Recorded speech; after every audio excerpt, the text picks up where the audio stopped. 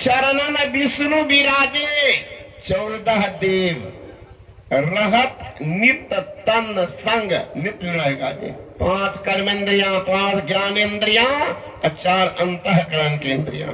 ये प्रमुख स्थान पर प्रमुख देवता का निवास। सब देवता ललायित।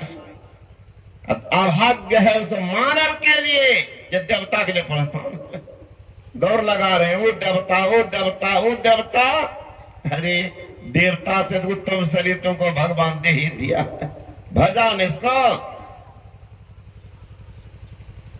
भीख मांग रहे हैं देवता, भीख मांग रहा कि हमको मानव का शरीर मिले। नरतन दुर्लभ देव को सब कोई पुकार, सब कोई कहत पुकार, देव दे ही नहीं पाते। लेकिन ऐसे मूर्ख लोग स्वर्ग की आस लगा दे। पुण्य छीन सोई देव, स्वर्ग से नरक में आवे। भर में चारों खान, पुण्य तय काई रिझावे। तुलसी सतमत गत गए, स्वर पर करे खखार। नर्तन दुर्लभ देव को सब कोई कहता। अब सोचिए कितना नीच समझते हैं स्वर्ग को, थूक फेंकते। हमको नहीं चाहिए स्वर्ग। मुदगल ऋषि थे, 3 महीना अनाज चुनते थे। कब? जब किसान खेत काट के फसल काट के ले जाते थे तब। जो गिरता होगा, कितना गिरता होगा, और चुन चुन करके जमा करते थे। संत प्रकृति के लोग दूसरे को खिला करके खाना चाहिए। यह दैवी प्रकृति के लोग, तुम भी खाओ हम भी खाते हैं। दैविक प्रकृति को। मानव प्रकृति के लोग, हम खाएंगे तुम खाओ कि नहीं खाओ, हमारा पेट भरना चाहिए। लेकिन हम भी नहीं खाएंगे, तुमको भी खाने दे ही देंगे। राक्षसी प्रकृति के लोग। तो मुदगल ऋषि चुन करके लाते थे, अनाज तैयार करते थे, और पूर्णिमा के दिन किसी महापुरुष को बुला करके भोजन कराते थे, तब भोजन पाते थे। नियम था मुदगल ऋषि। मैं गया हूं आश्रम में, ऋषिकेश से जाएंगे भद्र का आश्रम, बीच में पड़ता जोशी मठ, वहीं से जाता हुआ रास्ता। तो 3 महीना जिस दिन पूरा हो, दुर्वासा जी पहुंच जाता था। अब जितना बना हुआ था सबको चाट पोछ कर खा जाए।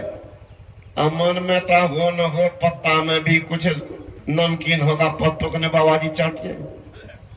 तो पत्तों को देह में मल करके पागल से फेंक करके चले जाते थे। जंगल में बहुत महात्मा पत्ता खा करके भी जी रहे थे। इस तरह से 6 बार किया था। अंदाज कीजिए कितना दिन हो गया।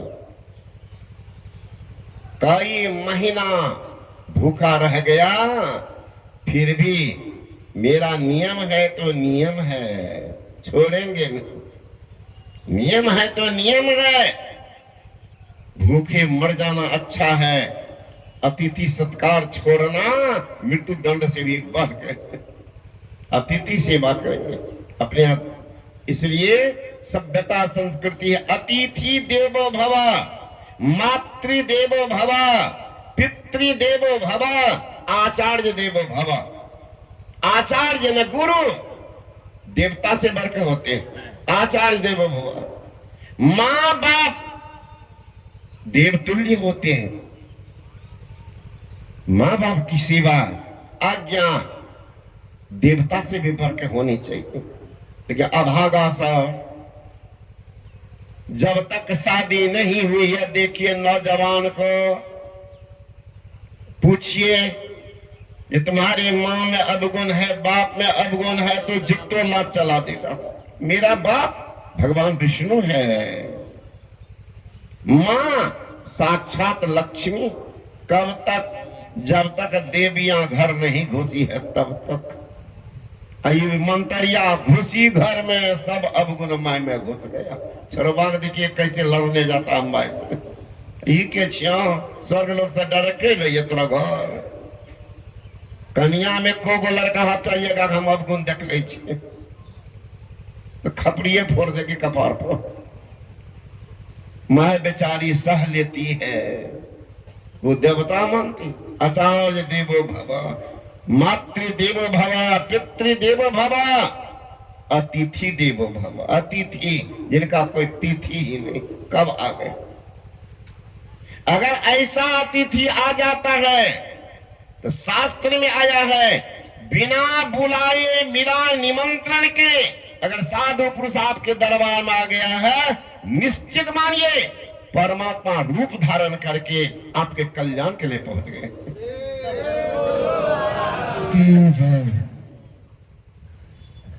आचार्य देवो अतिथि देवो भव।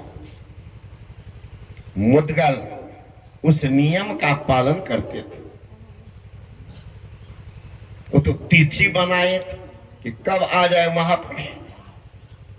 उस दिन महापुरुष तो आए ही, स्वर्ग से विमान भी आ गया। ये कैसी विमान का आपके लिए? का क्यों?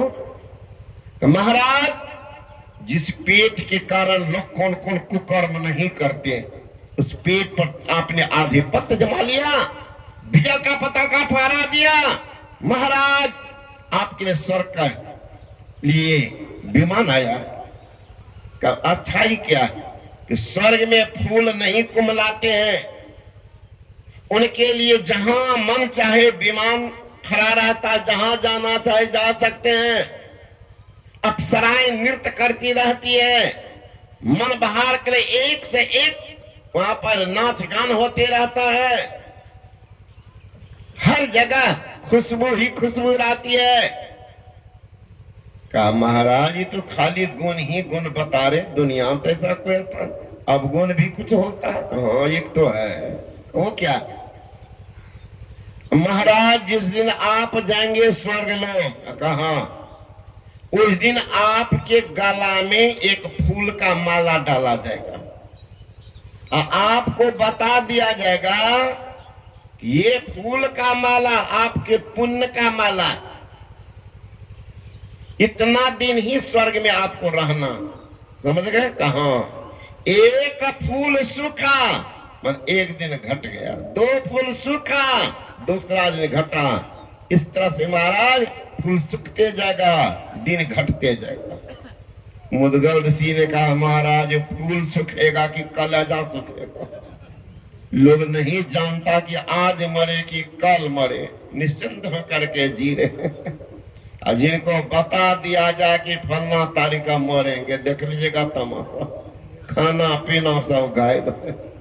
खाना पीना गायब हो जाएगा, 2 मिनट सारी खुशियानी हवा हवाई हो जाएगी तुरंत। का महाराज ऐसे स्वर्ग मुझे नहीं चाहिए, मैं ऐसे स्वर्ग को फेंकता। और बताइए जहां जाने के बाद फिर आना नहीं पड़ता, वो कोई स्थान है? कहा हाँ वो है परम धाम। यद्गत्ता निवर्तन्ते तद्धामा परमं मम, ममेवांसे जीवलोके जीभूता सनातना। वह है मोक्ष धाम, वहां से लोग कोई नहीं लौटता है। अजय विमान लेकर के मैं उसी मोक्ष धाम की तैयारी स्वयं कर रहा हूं, तैयारी कर रहा हूं। स्वर्ग के विमान को ठुकरा दिया। आज तो हम लोग दिन भर यही काम करते, की करो तो स्वर्ग जाके क्या कीजिएगा? खत्म होगा तब और दुर्दशा, सुख नहीं मिली सह लेता, और सुख के बाद अगर दुख आता है तो देखिएगा दुर्दशा उन आदमी की। दुर्दशा के लिए प्रार्थना कीजिए, हे परमात्मा नहीं है इतने रहने दीजिए, लेकिन अगर देंगे सुख तो इस जन्म में कम से कम दुख का मुख नहीं देखने दीजिएगा, ये प्रार्थना कीजिए। ऐसा नहीं कि हे भगवान हमको खूब बना दीजिए, है ना, प्रधानमंत्री राष्ट्रपति बना दीजिए, हेडमास्टर मास्टर वीडियो कलेक्टर बना दीजिए, 1 महीना के बाद सस्पेंड डिस्चार्ज कर दीजिए, मांगिएगा? उनकी क्या दशा होगी विचार कर लीजिए। सुख भी मांगते हैं तो परमानेंट। एक महात्मा के पास एक व्यक्ति आया, रोने लगा।